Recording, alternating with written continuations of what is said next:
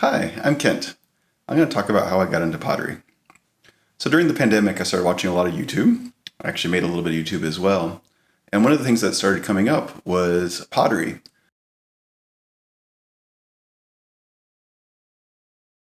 I was just watching the process, and that looked like it was a lot of fun.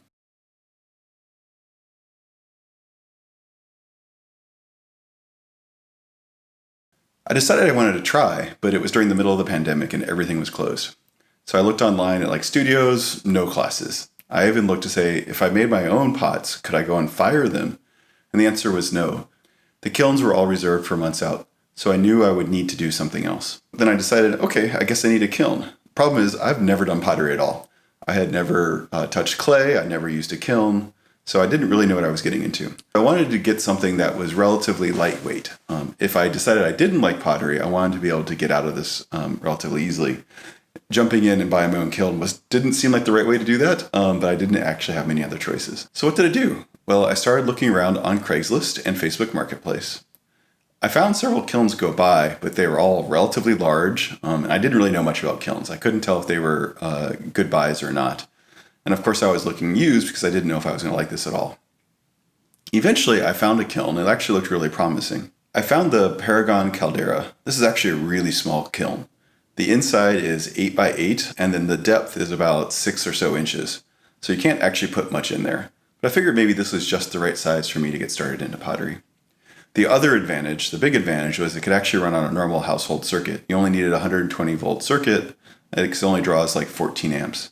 Most electric kilns need 240 volts and a much, much larger circuit breaker.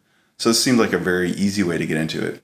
And because it was so small, I could actually find a place in my garage to go and put it. One of the other nice things about this kiln was that it had never been used.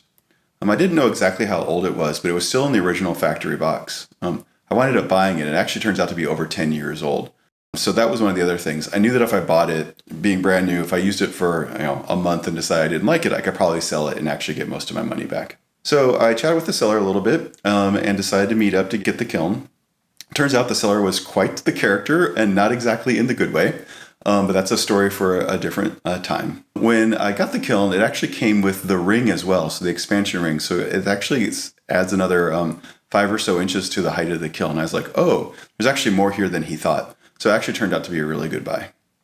So after a more than exciting transaction, I actually got the kiln and got it back home. I unpacked it, and it was everything that it was supposed to be. It was a brand new kiln, just in an old box that had never been used. So now I could fire pots. The problem is I only have a kiln. I don't have anything else yet. In particular, I don't have a wheel.